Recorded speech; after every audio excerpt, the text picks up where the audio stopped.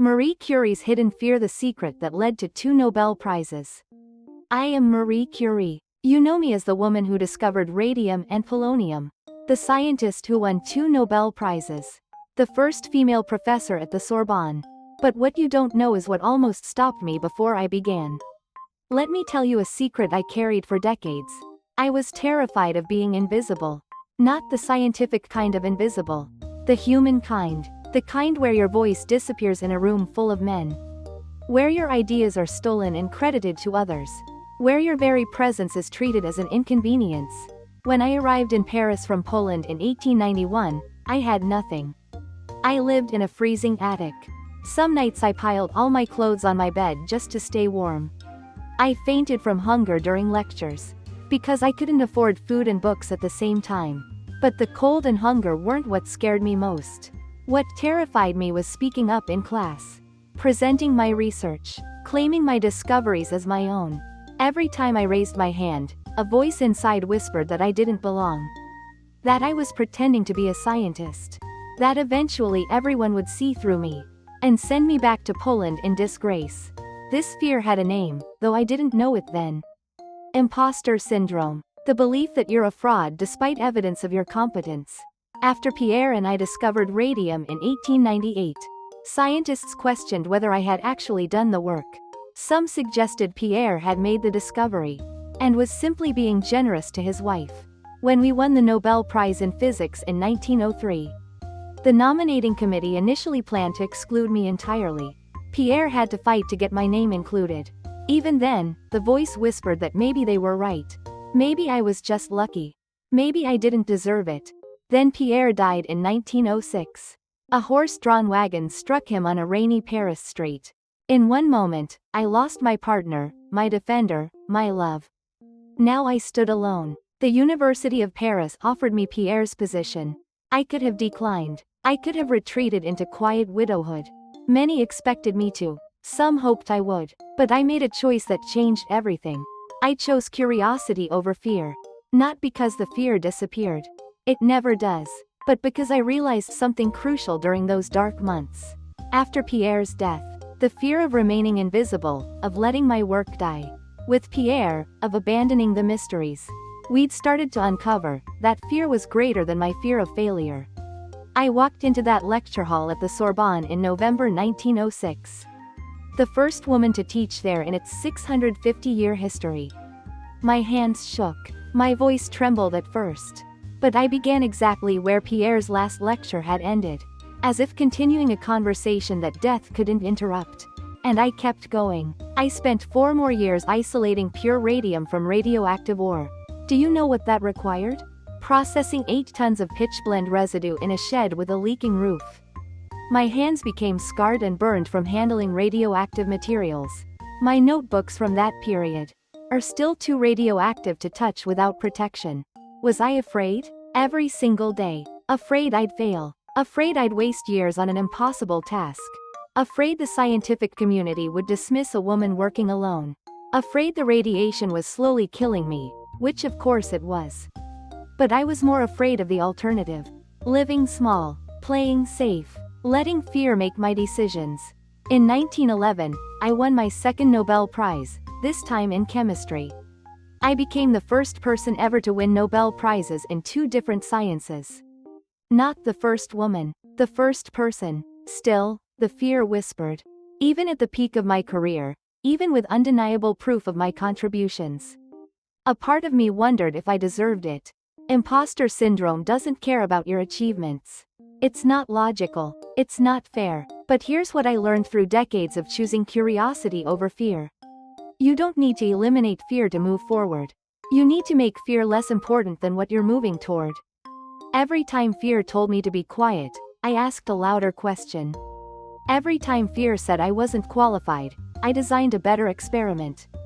Every time fear insisted I didn't belong, I showed up anyway. Fear wanted me to seek safety. Curiosity demanded I seek truth. Now let me ask you directly. What are you avoiding because of fear? Is it a conversation you need to have? A career change you've been postponing? A creative project you've dismissed as foolish? A dream you've labeled unrealistic? What story does your fear tell you? That you're too old, too inexperienced, too late, not smart enough, not talented enough, not worthy enough? Let me tell you what I know after a lifetime of battling these whispers. Your fear is lying to you. Not about the risks. The risks are real. I knew radiation was dangerous. I knew the scientific establishment would resist me. I knew I might fail publicly and spectacularly. But fear lies about what's possible.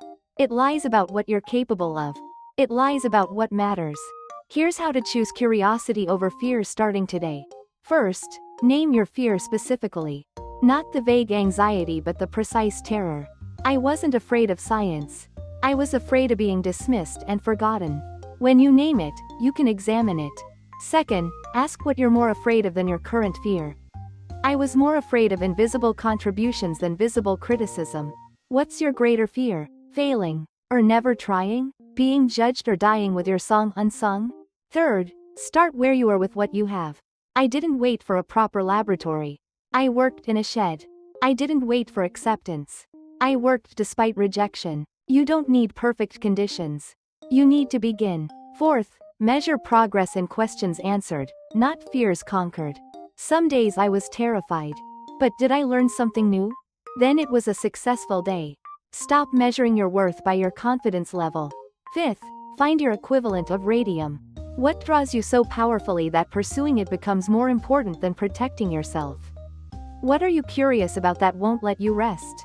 Sixth, remember that being a pioneer means being lonely sometimes. When I became the first woman professor at the Sorbonne, I had no female colleagues. None. If you're doing something new, you won't have much company at first. That's not a sign you're on the wrong path. Seventh, document your journey. My notebooks are radioactive, because I handled dangerous materials without protection. Your journey probably won't be physically dangerous. But it matters just as much.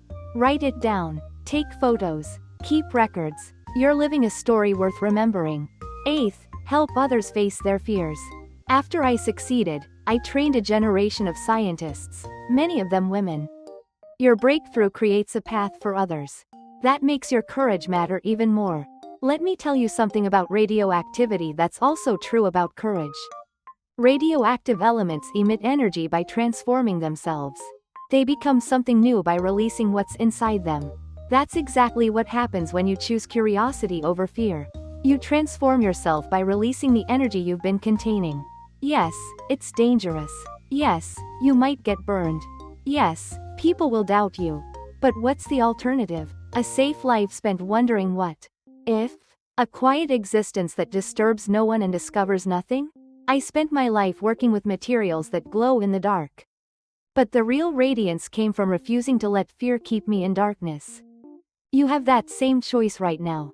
That conversation you're avoiding, have it this week. That application you've been delaying, submit it today. That project you've called impossible, start it with the next hour you have free. Not because fear will disappear. It won't. I was afraid right up until the day I died. But because curiosity is more powerful than fear. Because the questions you ask matter more than the doubts you harbor. Because the world needs what only you can discover. Marie Curie didn't change the world by being fearless. I changed it by deciding that satisfying my curiosity mattered more than protecting my comfort. So I ask you again, and this time I want you to answer honestly. What are you avoiding because of fear? Whatever it is, start moving toward it tomorrow. Not perfectly, not fearlessly, just persistently. The world is still full of mysteries, waiting for someone curious enough to investigate them despite being afraid. Someone exactly like you. Now stop listening to me and go find out what you're capable of. Your future is waiting, and it won't discover itself.